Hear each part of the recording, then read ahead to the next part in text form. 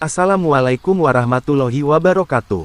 Sahabat Islam, Isra Miraj merupakan perjalanan Nabi Muhammad SAW dari Mekah ke Masjid Al-Aqsa, kemudian beliau dinaikkan ke langit ketujuh yang disebut Sidratul Muntaha. Isra Miraj berasal dari bahasa Arab yang terdiri dari dua kata, yakni Isra, yang berarti perjalanan di malam hari, dan Miraj, yang berarti kenaikan. Isra Miraj juga merupakan dua perjalanan Nabi Muhammad SAW pada malam 27 Rajab, tahun ke-10 kenabian Rasulullah SAW. Peristiwa itu terjadi antara tahun 620 sampai 621 Masehi.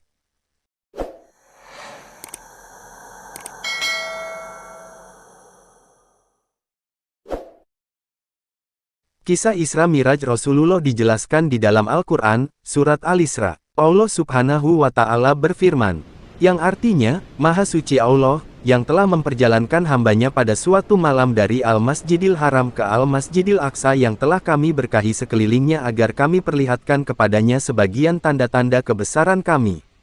Sesungguhnya Dia adalah Maha mendengar lagi Maha melihat. Quran Surat Al-Isra, ayat 1.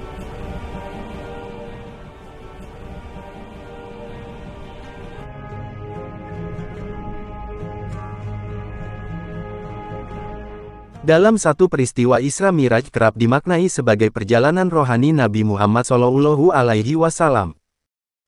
Akan tetapi, Isra Miraj sebenarnya terdiri dari dua bagian perjalanan Rasulullah, yaitu Isra dan Miraj. Isra merupakan peristiwa perjalanan Rasulullah dari Ka'bah, di Mekah, ke Masjid Al-Aqsa yang berada di Yerusalem. Suatu malam, ketika Nabi Muhammad SAW sedang tidur di rumah sepupunya Ummu Hani di Makkah, malaikat Jibril alaihissalam datang dan membangunkan beliau. Dan Jibril menggenggam tangan Rasulullah ke Masjidil Haram. Kemudian dia menemukan seekor binatang lebih kecil dari bagal tapi sedikit lebih besar dari keledai. Digambarkan dia memiliki tubuh seperti kuda putih dengan sayap dan ekor burung merak. Hewan yang berkaki 4, juga memiliki 2 sayap dan melayang dengan mudah saat dia bergerak dengan kecepatan yang tak terbayangkan. Yang disampaikan sendiri oleh Rasulullah tentang gerakan hewan tersebut adalah bahwa, ia meletakkan kakinya di titik terjauh ke sisinya, yaitu sejauh mata memandang. Lalu Rasulullah mengendarai binatang itu bersama dengan Jibril, yang disebut Al-Burak, nama yang berasal dari kata, bar, yang berarti kilat. Dan dalam waktu singkat mereka mencapai Yerusalem di Palestina. Dari Anas ibnu Malik, bahwa Rasulullah SAW pernah bersabda, didatangkan kepadaku Burak, yaitu seekor hewan yang berwarna putih, tubuhnya lebih tinggi dari keledai, tetapi lebih rendah dari begal.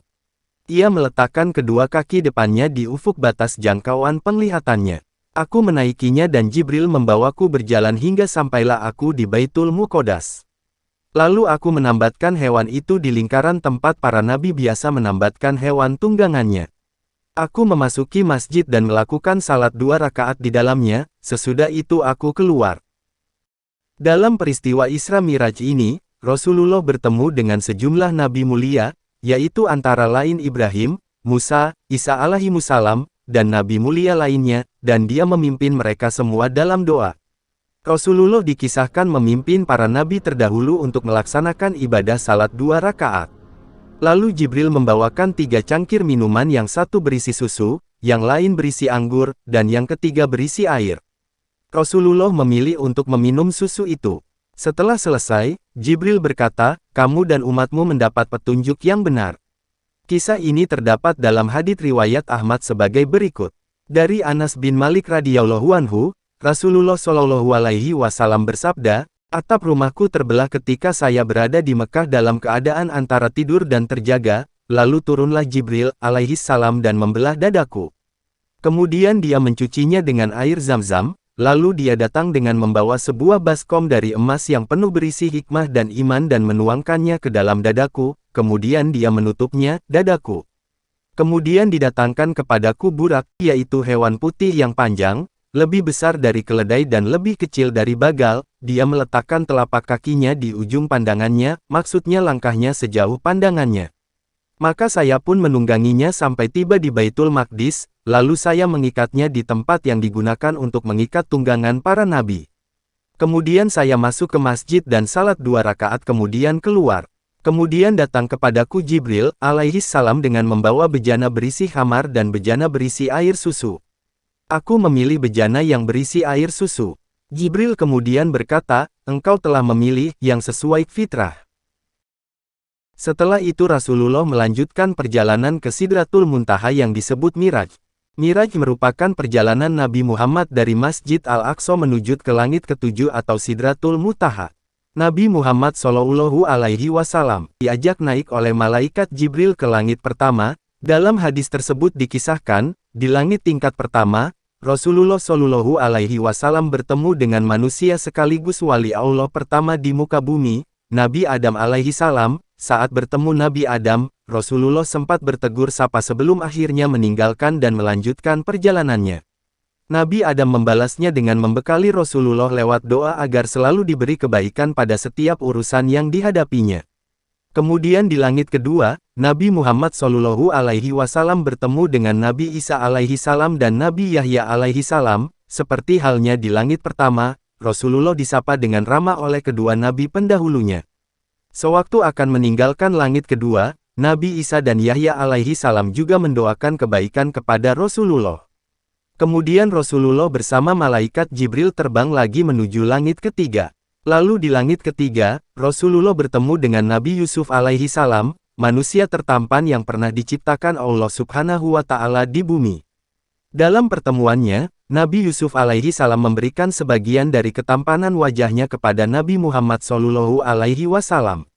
Dan juga di akhir pertemuannya, Nabi Yusuf alaihi salam juga memberikan doa kebaikan kepada Rasulullah. Setelah berpisah dengan Nabi Yusuf alaihi salam di langit ketiga, Nabi Muhammad melanjutkan perjalanan dan sampailah dia ke langit keempat. Pada tingkatan ini, Rasulullah bertemu Nabi Idris alaihi salam, yaitu manusia pertama yang mengenal tulisan, dan Nabi yang berdakwah kepada Bani Kabil dan Memphis di Mesir untuk beriman kepada Allah Subhanahu wa Ta'ala. Seperti pertemuan dengan nabi-nabi sebelumnya, Nabi Idris alaihi salam pun memberikan doa kepada Rasulullah, supaya diberi kebaikan pada setiap urusan yang dilakukannya. Selanjutnya di langit kelima, Rasulullah bertemu dengan Nabi Harun, yaitu Nabi yang mendampingi saudaranya, Nabi Musa alaihi salam berdakwah mengajak Raja Fir'aun yang menyebut dirinya Tuhan dan kaum Bani Israel untuk beriman kepada Allah Subhanahu wa Ta'ala. Harun terkenal sebagai nabi yang memiliki kepandaian berbicara dan meyakinkan orang. Di langit kelima, Nabi Harun mendoakan Nabi Muhammad Shallallahu Alaihi Wasallam senantiasa selalu mendapat kebaikan pada setiap perbuatannya. Pada langit keenam, Nabi Muhammad Shallallahu Alaihi Wasallam dan malaikat Jibril bertemu dengan Nabi Musa alaihi salam, yaitu nabi yang memiliki jasa besar dalam membebaskan Bani Israel dari perbudakan dan menuntunnya menuju kebenaran ilahi. Selama bertemu dengan Rasulullah, Nabi Musa menyambut layaknya kedua sahabat lama yang tidak pernah bertemu. Sebelum Nabi Muhammad pamit meninggalkan langit keenam, Nabi Musa melepasnya dengan doa kebaikan. Perjalanan terakhir, Nabi Muhammad Shallallahu Alaihi Wasallam ke langit ketujuh, bertemu dengan sahabat Allah Subhanahu wa Ta'ala. Bapaknya para nabi, yaitu Nabi Ibrahim alaihi salam. Sewaktu bertemu, beliau sedang menyandarkan punggungnya pada Baitul Ma'mur, yang setiap harinya didatangi 70.000 malaikat dan tidak kembali lagi. Penjelasan Baitul Ma'mur pun dijelaskan dalam hadis Rasulullah. Nabi Muhammad Shallallahu Alaihi Wasallam bersabda, kami mendatangi langit ketujuh. Lalu aku mendatangi Nabi Ibrahim, aku memberi salam kepadanya dan beliau menyambut, selamat datang putraku, sang Nabi. Lalu aku melihat Baitul Ma'mur. Aku pun bertanya kepada Jibril. Lalu beliau menjawab, ini adalah Baitul Ma'mur, setiap hari, tempat ini dikunjungi 70.000 malaikat untuk melakukan salat di sana. Setelah mereka keluar, mereka tidak akan kembali lagi ke tempat ini. Hadis riwayat Bukhari 3207 dan Muslim 162. Nabi Shallallahu Alaihi Wasallam juga bersabda, Baitul Ma'mur ada di langit ketujuh, setiap hari dimasuki oleh 70.000 malaikat, dan mereka tidak kembali lagi. Hadis riwayat Ahmad 12558 dan disahihkan Syuaib Al-Arnaud. Keberadaan Rasulullah di Sidratul Muntaha telah disebutkan dalam Al-Quran. Allah Subhanahu wa Ta'ala berfirman, Yang artinya, sungguh, dia, Nabi Muhammad benar-benar telah melihatnya, dalam rupa yang asli pada waktu yang lain, yaitu ketika, di Sidratul Muntaha. Di dekatnya ada surga tempat tinggal. Nabi Muhammad melihat Jibril ketika Sidratul Muntaha dilingkupi oleh sesuatu yang melingkupinya. Penglihatan Nabi Muhammad tidak menyimpang dan tidak melampaui apa yang dilihatnya. Al-Quran Surat An-Najm, ayat 13-15. Kemudian Nabi Ibrahim mengajak Rasulullah untuk pergi ke Sidratul Muntaha sebelum bertemu dengan Allah untuk menerima perintah salat. Sidratul Muntaha adalah sebuah pohon besar yang berada di langit ketujuh, dia adalah pemisah. Disebut Muntaha yaitu akhir karena ia merupakan batas akhir dari sebuah perjalanan.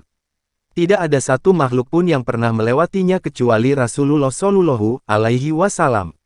Dalam hadis dikisahkan, Rasulullah menceritakan bentuk fisik dari Sidratul Muntaha, yaitu berdaun lebar seperti telinga gajah, dan buahnya yang menyerupai tempayan besar.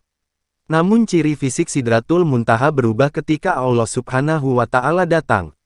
Bahkan Rasulullah sendiri tidak bisa berkata-kata menggambarkan keindahan pohon Sidratul Muntaha. Ketika Rasulullah Shallallahu Alaihi Wasallam berjumpa dengan Allah Subhanahu wa Ta'ala, ketika itu dengan penuh hormat Rasul berkata, Atahiyatul Mubarakatus, salawatut, tayyibatulillah, yang artinya, segala penghormatan, kemuliaan, dan keagungan hanyalah milik Allah saja.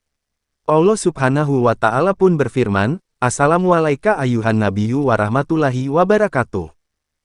Di Sidratul Muntaha inilah Nabi Muhammad berdialog dengan Allah Subhanahu wa Ta'ala, untuk menerima perintah wajib salat 5 waktu dalam sehari. Kemudian Rasulullah turun menemui Musa alaihi salam. Lalu Nabi Musa bertanya. Maka Nabi Musa bertanya kepada Rasulullah, apakah yang diwajibkan oleh Rabbmu atas umatmu? Rasulullah menjawab, 50 kali salat untuk setiap harinya. Nabi Musa berkata, kembalilah kepada Rabbmu, lalu mintalah keringanan darinya karena sesungguhnya umatmu niscaya tidak akan kuat melaksanakannya, aku telah mencoba Bani Israel dan telah menguji mereka. Rasulullah melanjutkan kisahnya, maka aku kembali kepada Rabbku, lalu aku memohon, wahai Rabbku, ringankanlah buat umatku. Maka Allah meringankan 5 waktu kepadaku. Lalu aku kembali menemui Nabi Musa. Dan Nabi Musa bertanya, apakah yang telah kamu lakukan? Aku menjawab, Allah telah meringankan 5 waktu kepadaku. Maka Nabi Musa bertanya, sesungguhnya umatmu niscaya tidak akan kuat melakukan hal tersebut, maka kembalilah lagi kepada Rabbmu dan mintalah keringanan buat umatmu kepadanya. Rasulullah melanjutkan kisahnya, antara Robku dan Nabi Musa, dan dia meringankan kepadaku 5 waktu demi 5 waktu. Hingga akhirnya Allah berfirman, hai Muhammad, salat 5 waktu itu untuk tiap sehari semalam, pada setiap salat berpahala 10 salat, maka itulah 50 kali salat. Dan barang siapa yang berniat untuk melakukan kebaikan, kemudian ternyata ia tidak melakukannya dituliskan untuknya pahala 1 kebaikan. Dan jika ternyata ia melakukannya, dituliskan baginfa pahala 10 kali kebaikan. Dan barang siapa yang berniat melakukan keburukan, lalu ia tidak mengerjakannya maka tidak dituliskan dosanya. Dan jika ia mengerjakannya maka dituliskan baginfa dosa 1 keburukan. Kemudian Rasulullah turun sampai saya bertemu dengan Musa alaihi salam seraya Rasulullah ceritakan hal ini kepadanya. Dia berkata, kembalilah kepada Tuhanmu dan mintalah keringanan. Maka saya pun berkata, sungguh saya telah kembali kepada Tuhanku sampai saya pun malu kepadanya. Hingga akhirnya sholat menjadi 5 waktu, dan pahalanya setara dengan sholat 50 waktu. Begitu pentingnya sholat, sampai perintah turunnya sholat, Allah berikan langsung di tempat yang begitu mulia, yakni di Sidratul Muntaha. Setelah selesai perjalanan Isra Miraj, Rasulullah pun kembali pulang ke Makkah, diantar malaikat Jibril dengan menggunakan buraq. Sesampainya Rasulullah, beliau langsung menceritakan tentang perjalanan Isra dan Miraj kepada para sahabatnya. Wallahu a'lam bishawab.